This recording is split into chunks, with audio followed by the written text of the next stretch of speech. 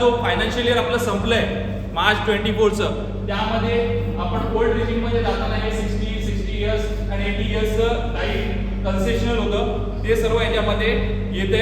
याच्यामध्ये एक गोष्ट लक्षात ठेवा, जर तुम्ही ओल्ड रिजिममध्ये अजूनही रिटर्न फाईल केले तर हेच ॲप्लिकेबल होणार आहे.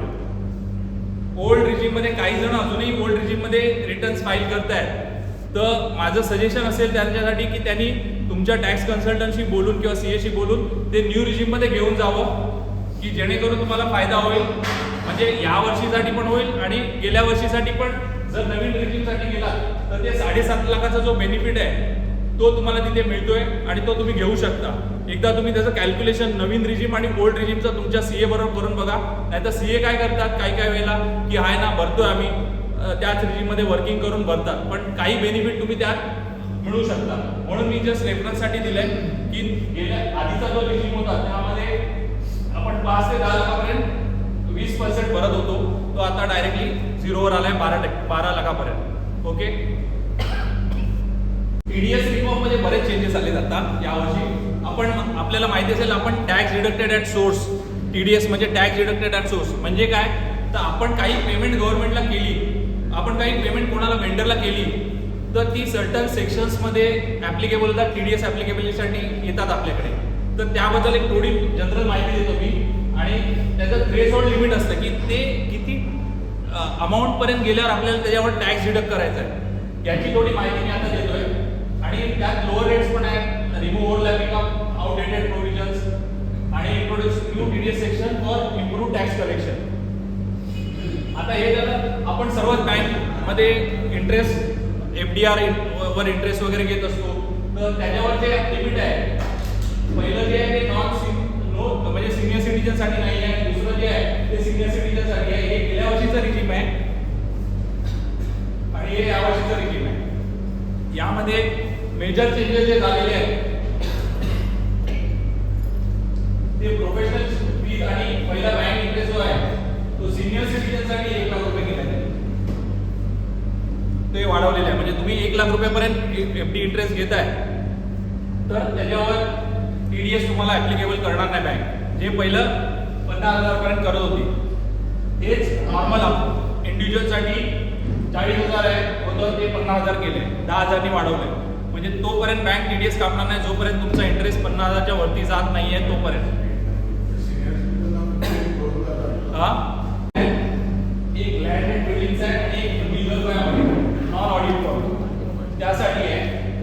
हे 2,40,000चं लिमिट होतं की 2,40,000पर्यंत आपण जो रेंट पे करतो त्याच्यावर टीडीएस होता पहिला ऍप्लिकेबल. म्हणजे जर मी कोणाला 2,40,000च्या वरती टीडीएस देतोय तर मला टीडीएस कट करून द्यावा लागतो ॲज अ कंपनी. ओके. तो किती आहे, त्याने डायरेक्ट तो 6 लाखावर घेऊन गेलो की तुम्ही रेंट द्या, काही प्रॉब्लेम नाही. हा एक चांगला बेनिफिट त्यांनी दिलाय. म्हणजे 6 लाख म्हणजे काय, तर 50,000 रुपये मंथली बेनिफिट, मंथली रेंट.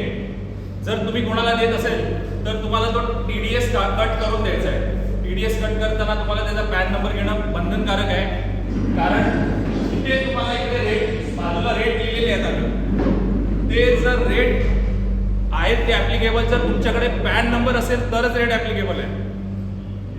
जर तुमच्याकडे पॅन नंबर नसेल तर तो टीडीएस रेट डायरेक्टली 20%वर जातो, हे लक्षात असू द्या. म्हणजे तुम्ही कोणाकडनं रेंट घेत असाल तर त्याला पॅन नंबर देत जा, रेंट घेत असाल तर. आणि तुम्ही रेंट देत असाल तरी त्याच्याकडनं समोरच्या पार्टीकडनं पॅन नंबर घेणं बंधनकारक आहे. नाहीतर 20% तुम्हाला टीडीएस रिटर्न करायचं आहे जर तुम्ही या स्लॅबमध्ये येत असाल तर. तसंच कमिशन अँड ब्रोकरेज आणि एक त्यांनी प्रोफेशनल फी वर टाकलं गेलं. 30,000चं सिंगल बिल असेल, तुम्ही कोणाला प्रोफेशनल फी देत असाल सिंगल, तर 30,000 रुपये होतं पहिलं लिमिट सिंगल बिलचं, ते आता त्यांनी 50,000 रुपये केलं. 50,000 रुपयाचं सिंगल बिल किंवा थ्रू आउट द इयर तुम्ही जर 50,000 कोणाला देत असाल ॲज अ प्रोफेशनल फी कन्सल्टिंगसाठी किंवा टेक्निकल कन्सल्टिंग आर्किटेक्टला देत असाल 50,000च्या वरती, तर तुम्हाला 10% टीडीएस डिडक्ट करून द्यायचं आहे. टीडीएस डिडक्ट करताना तुम्ही तुमच्याकडे फक्त पॅन नंबर असेल तर चालणार नाही, त्यासाठी तुम्हाला टॅन नंबर पण काढावा लागेल आणि त्यासाठी तुम्हाला टीडीएस सर्टिफिकेट पण द्यावं लागतं. हे जनरली लेबर चार्जेस यासाठी सर्वांसाठी ॲप्लिकेबल होत आहे. नंतर नॉर्मल आपलं इंडिव्हिज्युअल लार्ज पेमेंटसाठी 50 lakhs असेल तर 5% टॅक्स कापला पार्टनर रेम्युनरेशनचं एक त्यांनी ऍड केलं. आय थिंक आपल्यापैकी काही जणांच्या पार्टनरशिप फर्म असतील, तर पार्टनरशिप फर्मसाठी पहिला TDS नॉट ऍप्लिकेबल होता, तो त्यांनी ऍप्लिकेबल केलाय. 20,000च्या वरती जर पार्टनरला रेम्युनरेशन देत असेल कंपनी, तर त्याच्यावर तुम्हाला 10% टॅक्स कापणं बंधनकारक आहे TDS, आणि तो गव्हर्नमेंटला डिपॉझिट करायचा आहे. आणि TDS गव्हर्नमेंटला डिपॉझिट केल्यानंतर त्याचे तुम्हाला TDS सर्टिफिकेट समोरच्या पार्टीला पण द्यायचं आहे, एवढं लक्षात असू द्या. तो नियम आहे. जर ते नाही दिलं तर तुम्ही डिफॉल्टमध्ये येऊ शकता. त्यामुळे तो TDS सर्टिफिकेट देणं बंधनकारक आहे. जर कोण बोलत असेल TDS सर्टिफिकेट दे मला, आणि तुम्ही सांगितलं जा 26 एजवरनं जाऊन घे, तर तसं चालत नाही. ऍक्टमध्ये तसं लिहिलेलं आहे लॉमध्ये, इन्कम टॅक्स की तुम्ही TDS सर्टिफिकेट देणं बंधनकारक आहे प्रत्येकाला, ज्याच्यावर तुम्ही TDS कापताय त्यांच्यासाठी. TDS and TCS provision with effect from 1 April. Nationalisation केले TCS. जो पहिला हल्ली तुम्ही बिलं येत होती तुमच्याकडे, तेव्हा TCS ऍप्लिकेबल होत होता. TCS म्हणजे टॅक्स कलेक्टेड ॲट सोर्स. जो तुम्हाला 50 लाखावर एक परचेसचं बिल असेल तर त्याच्यावर एक TCS 1%नी ऍड होत होता, तर ते लिमिट काढून टाकलेले आता गव्हर्नमेंटने.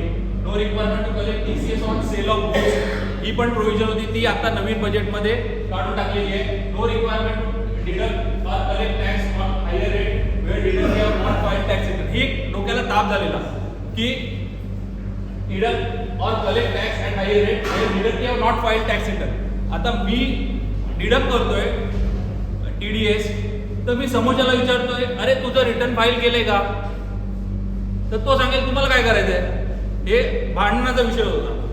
मग ते 1-2 वर्ष त्यांनी ठेवलं, पण नंतर ते काढून टाकली. 3 नंबरची जी प्रोव्हिजन आहे, ही 3 नंबरची जी प्रोव्हिजन आहे इकडे, की collect tax at higher rate where deduct you have not file income tax. आता समोरचा माणूस इन्कम टॅक्स फाईल भरतोय की नाही भरत आहे हे मी कशाला चेक करू. म्हणजे मी काय इन्कम टॅक्सचा पोलीस नाहीये की मी तो चेक करत बसू की तो टॅक्स भरतोय की नाही. मग त्यासाठी त्यांनी काय केलं, हे काढूनच टाकले, की ते भांडणाचा विषय होता, ते काढूनच टाकला. Delay in depositing TCS collected till the date of filing TCS statement of decriminalize. म्हणजे डिले झाला डिपॉझिटमध्ये. हे TCS जनरली कोणासाठी ऍप्लिकेबल होतं, तर बेसिकली स्टार्टिंगला जेव्हा 206 सेक्शन इन्क्लूड आला, तेव्हा त्यामध्ये स्क्रॅप सेल जे होते, स्क्रॅप सेल त्याच्यावर TCS ऍप्लिकेबल येत होता जनरली. त्यानंतर त्यांनी बरेच अमेंडमेंट करून त्यात बऱ्याच गोष्टी इन्क्लूड केल्या. पण हे म्हणून काय होत होतं की ते TCS घेत होते आणि गव्हर्नमेंटला भरत नव्हते परत कलेक्ट करून. मग त्यासाठी त्यांनी थोडे प्रोव्हिजन हे केलेली, ती रिलीव्ह केली आणि डिक्रिमिनलायझेशनची प्रोव्हिजन त्यामध्ये आणली. मेन आपल्याला इम्पॉर्टंट आहे ते हे आहे की हे you have not filed tax return, हे तुम्हाला आता विचारायची गरज नाही पडणार समोरच्या.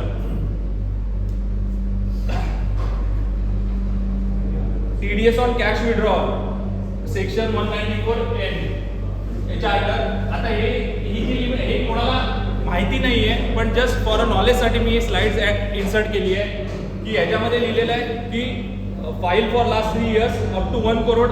विड्रॉल अमाऊंट जर तुमची 1 करोड असेल तर नील आहे तुमचा TDS रेट, आणि अबव 1 करोड असेल तर 2% बँक डायरेक्टली डिडक्ट करणार. पण हे कोणाला ऍप्लिकेबल आहे, file for income tax filing for last 3 years यांनी केलंय, आणि त्यांचा जो विड्रॉल लिमिट आहे ते अबव 1 करोडच्या वरती जात आहे, तर त्यासाठी ऍप्लिकेबल आहे.